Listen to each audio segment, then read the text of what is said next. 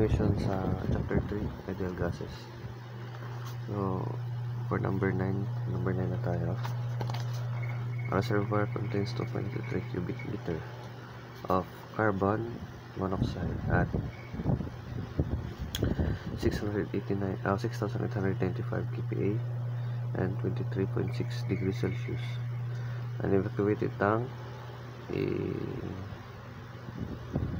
filled from the reservoir to a pressure of 3,497 kPa and a temperature of 12.4 degrees Celsius, while the pressure in the reservoir decreases to 6,205 kPa.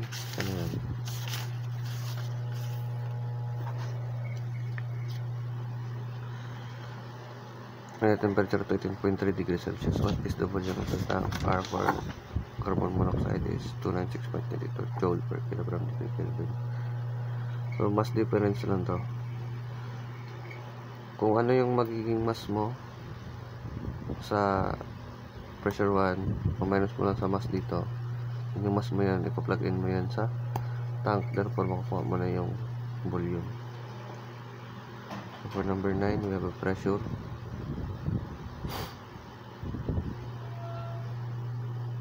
P1 na 6895 kPa. So 6895 kPa plus 101.325 kPa. With the pressure 6895 plus 101.325 6996.32 kPa. P-abs na yan. Volume of 2.83 cubic meter and temperature 23.6 degrees Celsius. So T is degrees Celsius plus 273. That would be 296. Ito ay 296.6. Yun na yan, degree Kelvin. So R, binigay naman sa'yo 296.92 ba? 92 joule per kilogram degree Kelvin. So ito ay sa reservoir pa lang to. Sinabi niya din sa problem na nagbaba yung pressure ng reservoir. So may pressure din pa rin sa one body. So meaning may naglabas or may na vacuum na fluid galing doon.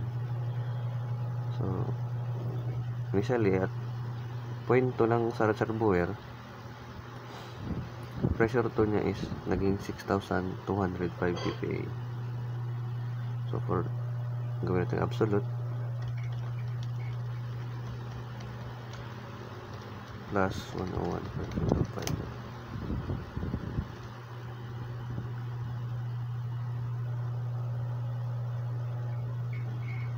So P-abs na yun.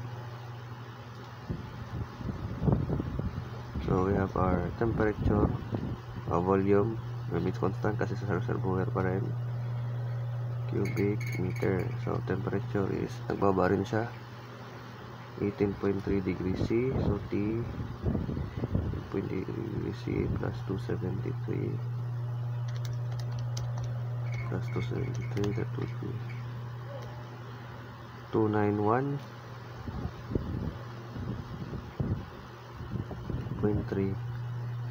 degree Kelvin, or R is the same, 296.92 joule per kilogram degree Kelvin.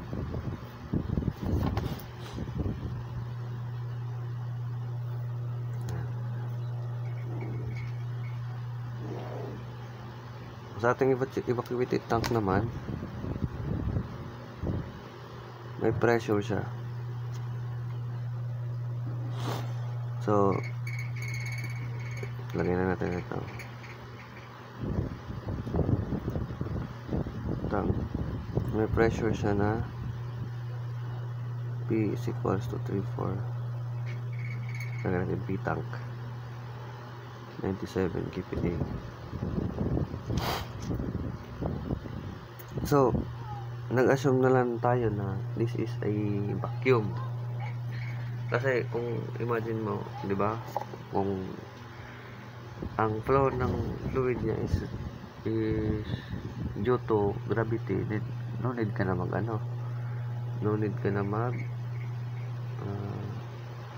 mag-install ng pump to have a vacuum para maka-create ka ng vacuum. So di na to assumption na na expose sa atmosphere yung yung reservoir mo, kundi siya sealed completely. Kasi like imagine mo yung kita mo yung mga straw, yung drinking straw. If you cover up the end, then put submerge it first in the water and cover it in the end, pull it out, diba may may fluid ka na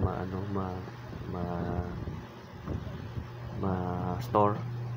Ganun lang yung principle niya. So if you let go, or if you open up,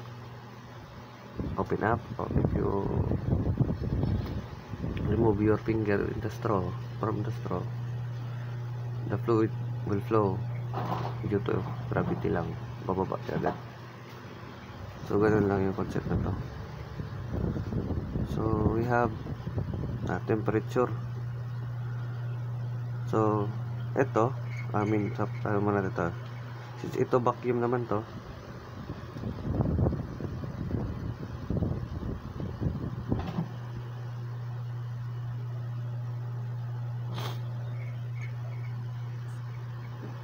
so 3497 kPa minus 101.325.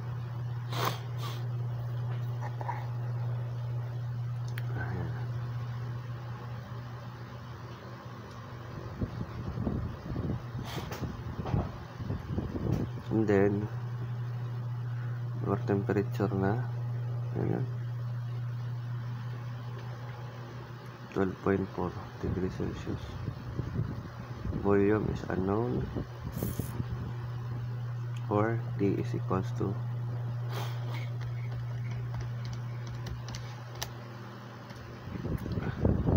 25.4. M is unknown then. So solve muna tayo for reservoir. So M1 is equals to PV RT.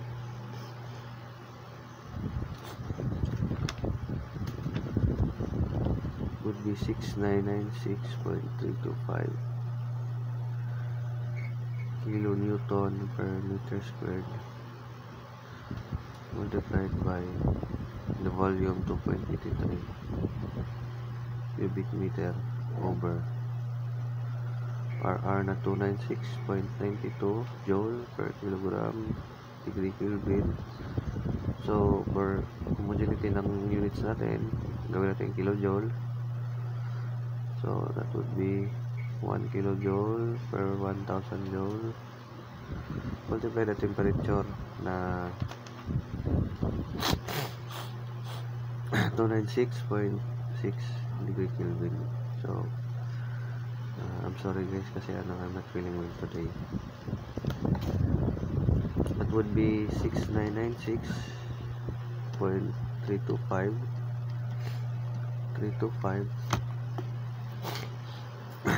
excuse me, times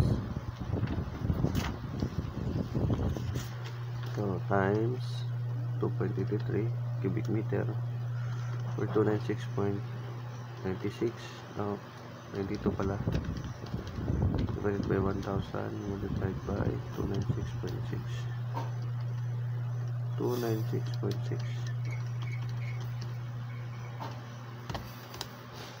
So we have our mass na 224.4 226 kg. So for our M2 naman, sa reservoir pa rin to, PBMRT pa rin, PBRT pa rin. That would be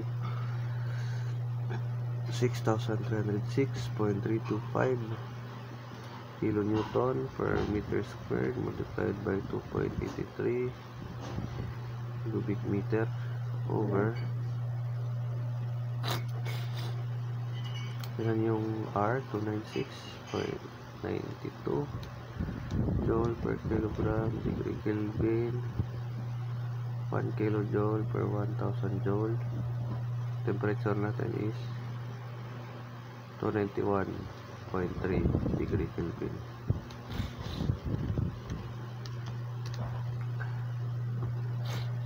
(6,306.325) times 2.83 296.92 over 1000 times 291, then 291.3. For M2 naman ay may 206.3397251 per kilogram. So M3 is equals to M1 minus M2.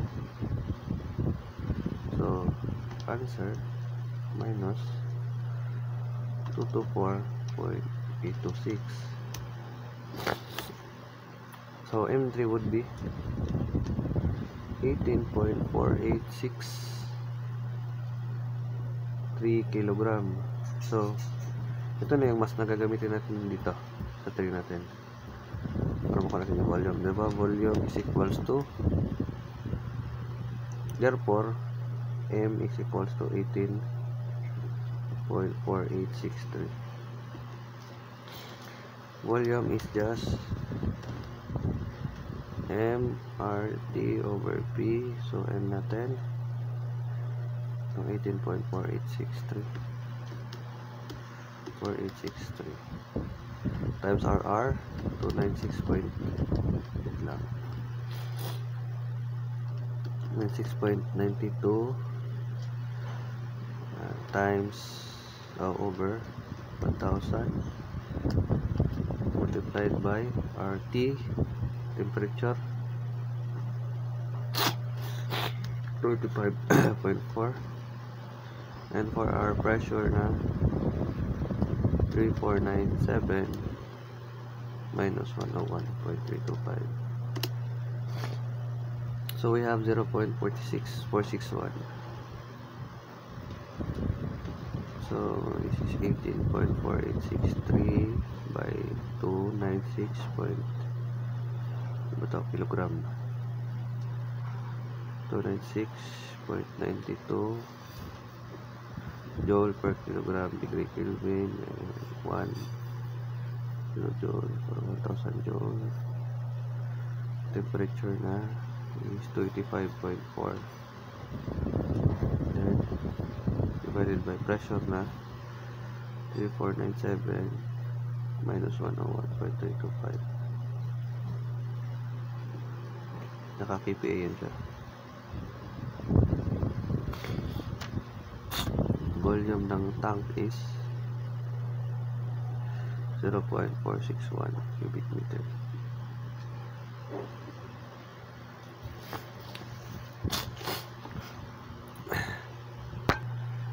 For number 10 naman, a gas initially at 15 psia and 2 cubic feet undergoes a process to 90 psia and having a volume of 0.60 cubic feet, during which enthalpy increase by 15.5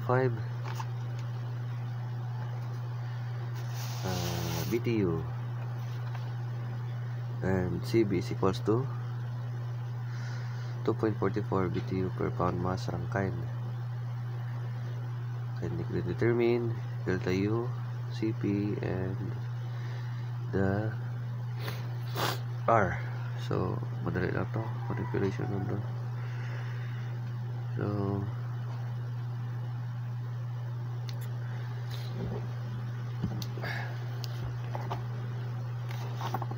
Ano yung given? So, paano ba yan? Converted this. For number 10. Oh. Hindi ko sulat. Wait lang.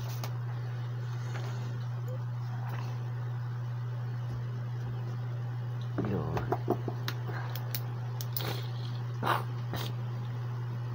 For number 10. So, may P1 ka na 15 PSIA.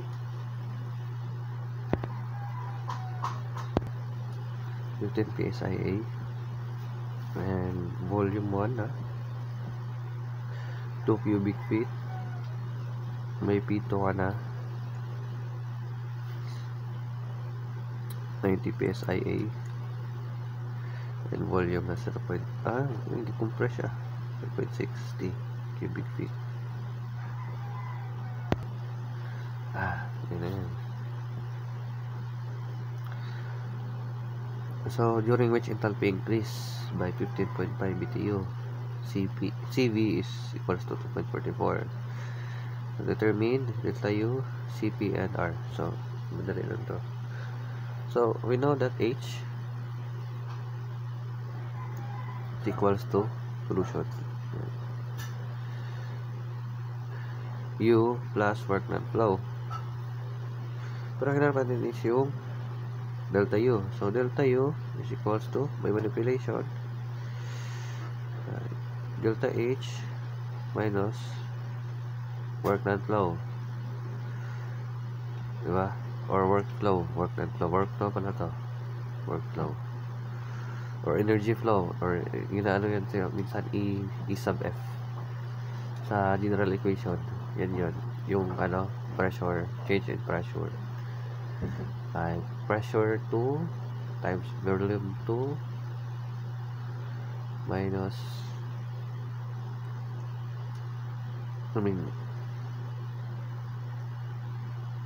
minus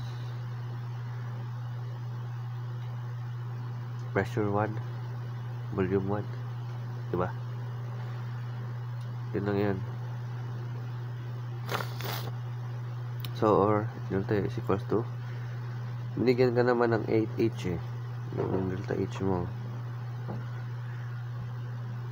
Lang yan, where H enthalpy increases, so positive, where H is equals to 15.5 BTU.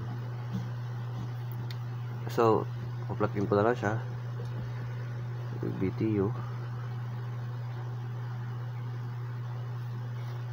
Either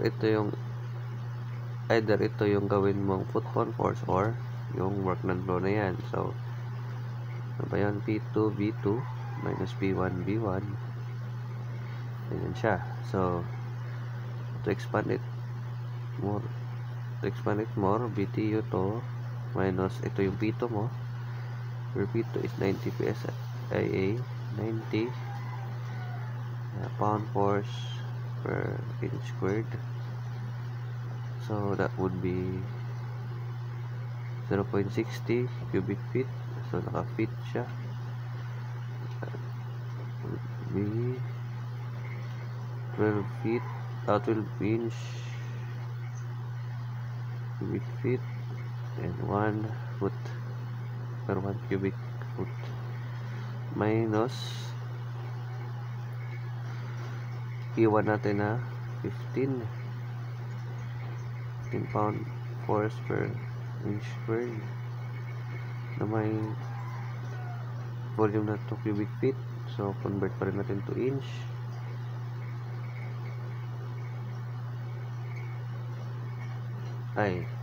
Sige, ito na lang gawin. So mas maganda if ito na lang yung inch squared na lang yung gagawin nating PSF, kasi foot pound force para magiging BTU yung niya. So ito ano na natin to,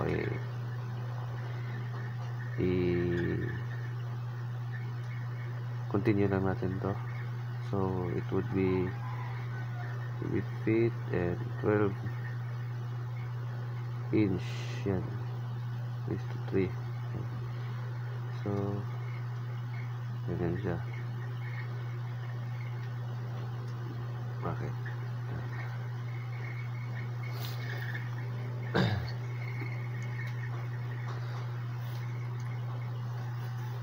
Either itong sagot na to is gawin mong convert mo yan siya sa ano ha, BTU. So ang mas maganda ganito na lang gawin, same pa rin, pero ang pressure na yung i-convert natin to PSF. Yan, conversion niya dito. Yan, inch squared feet square times 0.60 cubic feet minus 15 on 4 inch squared times 12 inch square feet square. Yan, multiplied by 2 cubic feet. So resulting product is converted into 1 BTU may 778.16 ka na foot-pound force. So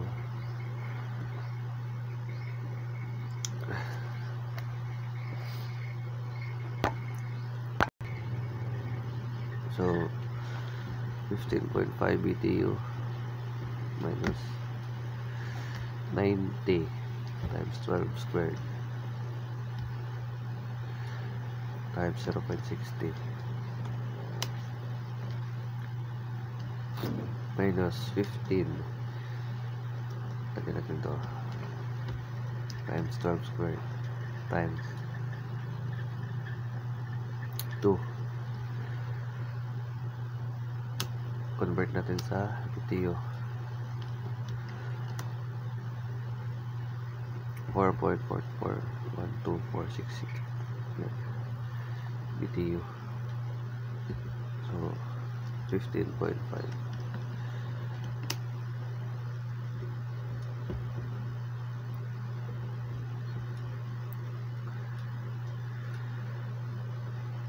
BTU.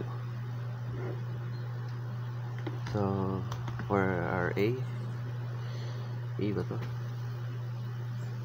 AA 11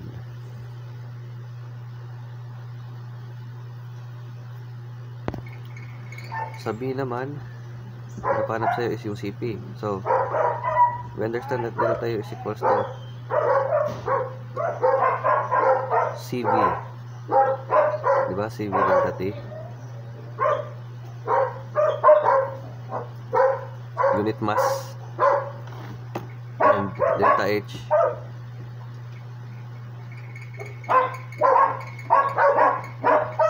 CP delta T. So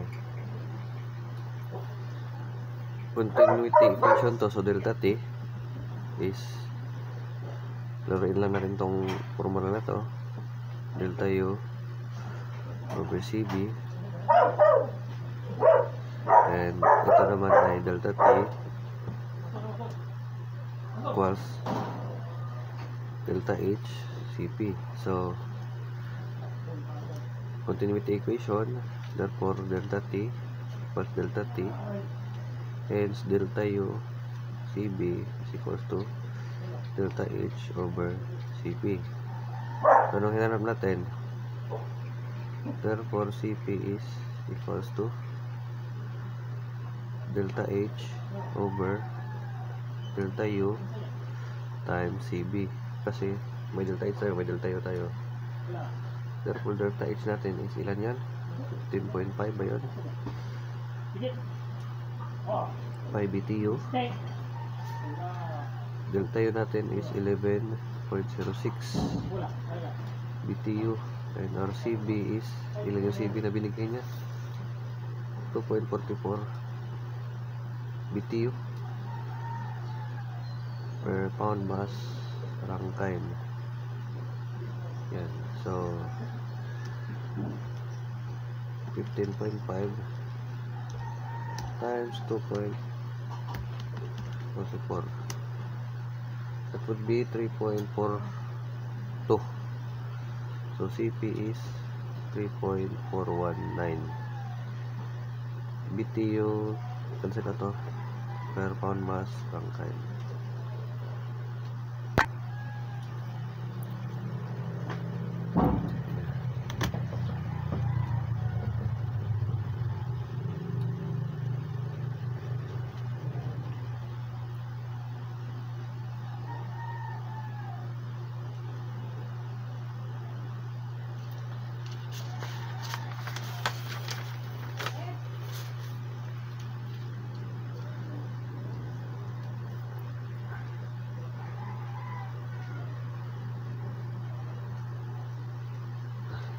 So letter C, determine the R. So di ba ang R natin is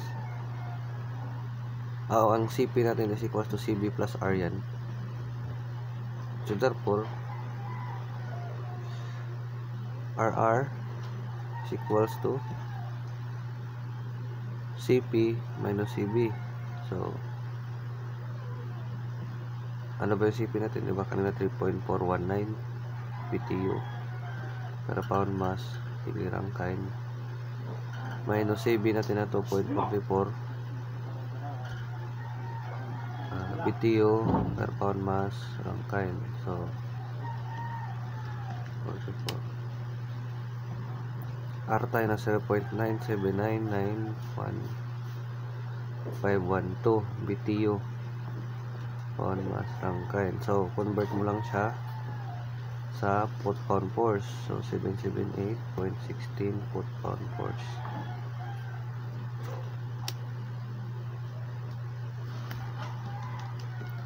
So we have R na 762.53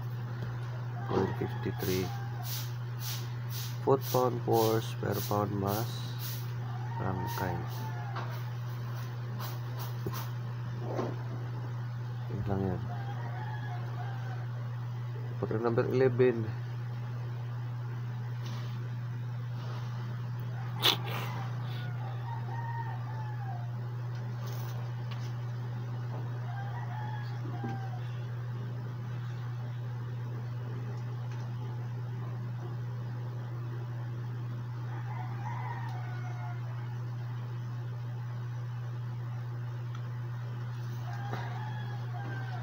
for a certain gas, R is equals to 0.277 kilojoule per kilogram Kelvin, and K is equal to the value of CP and CB. What are the value of CP and CB? So binigyan ka ng R 0.277 kilojoule per kilogram degree Kelvin, and K, ito yung K ratio, para to ratio lang to, CP over CB 1.38 384. What are the value of CP and CB? So hinahanap sa iyo CP, CB. Di ba ang K natin is equal to CP over CB yan, and RCB is equals to R over K minus 1, di ba?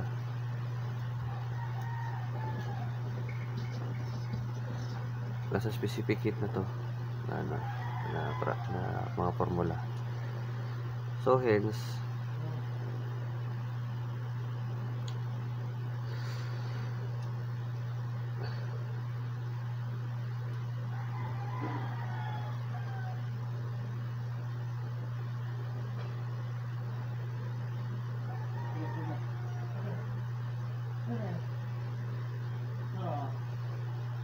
di ba? Ayan lang. So pinapanap sa CP, CB. Ano bang meron dito?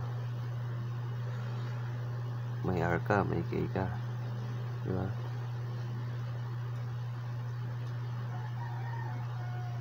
Wala kang CB. So, makukuha natin muna si CB. Ngayon, CB is equals to R.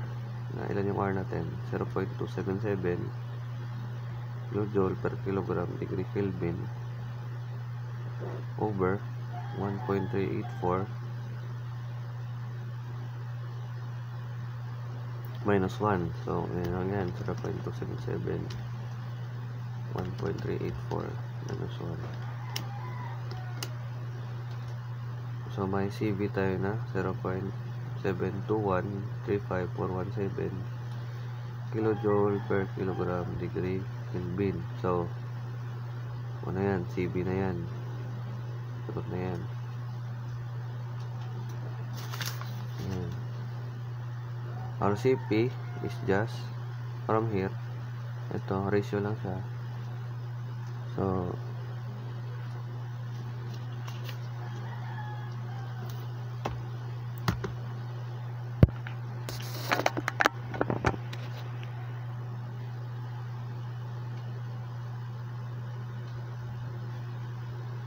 yung CP natin is just K times CB. So, K natin, ilan yung K natin? 1.384.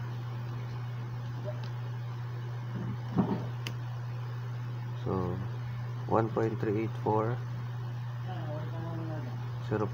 multiplied by 0.72135417 kilojoule per kilogram degree Kelvin. So, CP is equals to 0.998.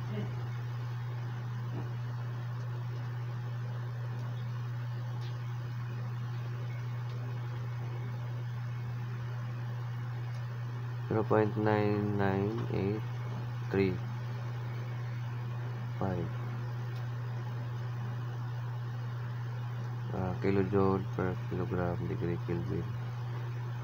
So, yan. So, sa B naman, ang sabi na sa B, what mass of this gas would occupy a volume of 0. So, yun na, MPB RT. So, may pressure ka na 517.11. So, if i-try natin siya as ano,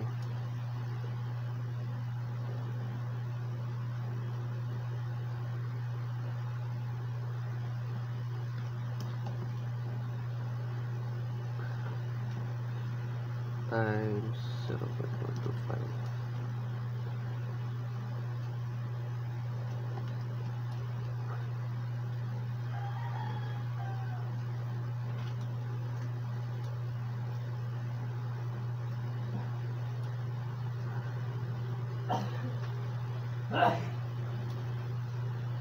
Diretso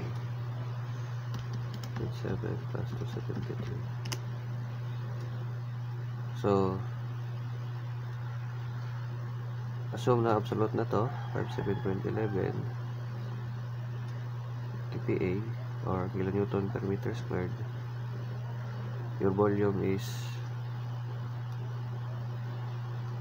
0.425 cubic meter. R natin is ilan yun?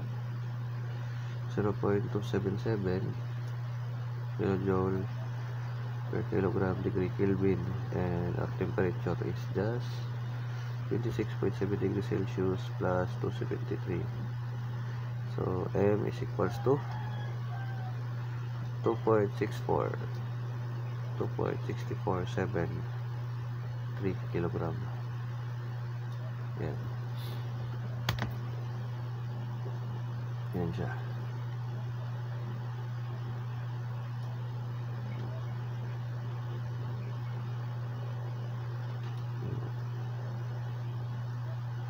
So, our answer, letter C. So, for C,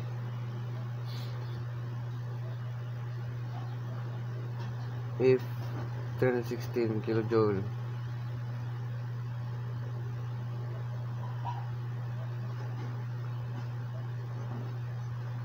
If 31.65 kilojoule are transferred to this gas constant volume, what are the resulting temperature?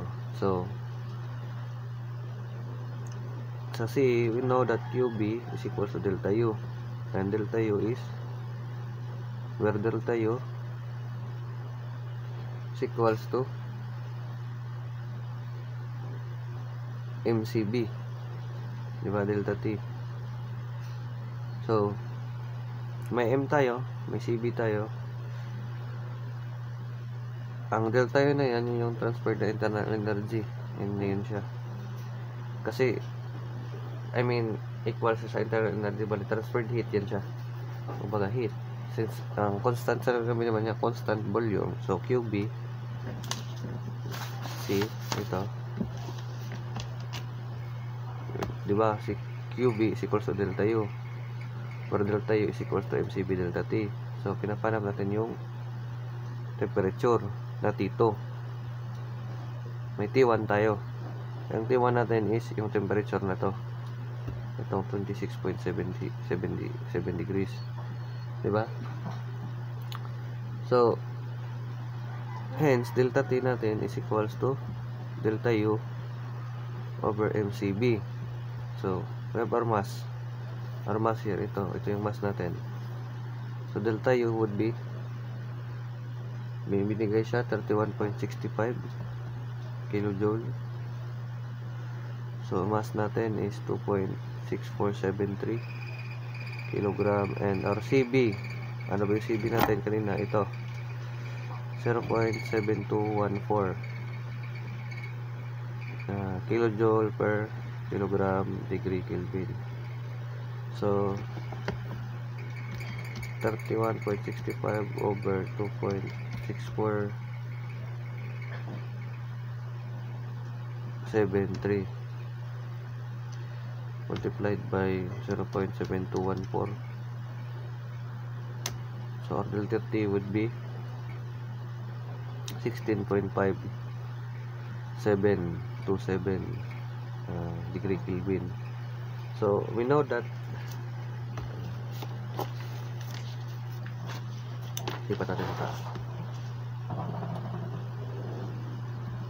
delta T is equal to T2 minus T1. So hence, therefore, T2 is equals to delta T plus T1. So we have our delta T na 16.757.3 plus T1 na, yan yung T1 natin, 26.7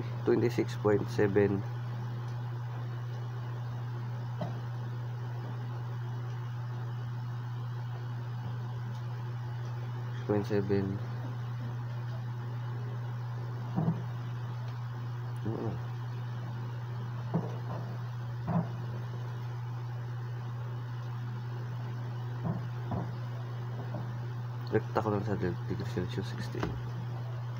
Answer plus 26.7. We have 43.27.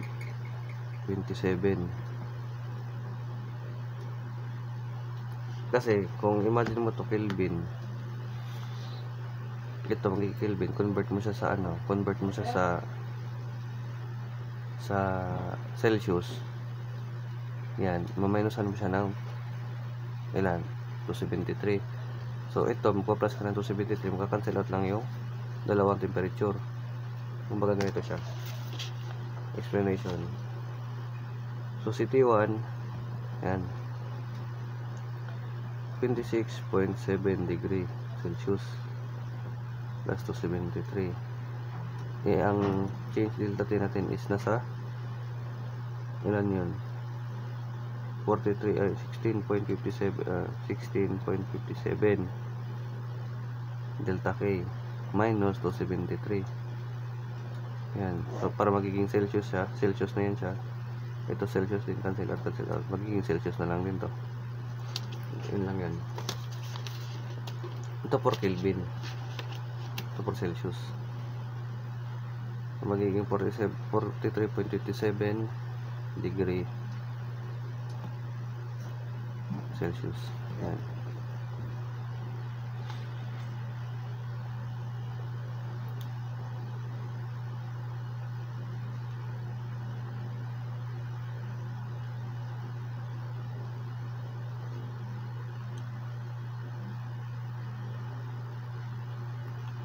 So, corresponding to this temperature, for pressure naman niya is magiging MRT over V. Yan lang yan.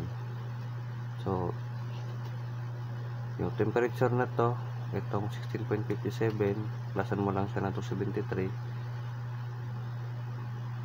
magiging ano na siya, mukha mo na yung pressure. So, that's it.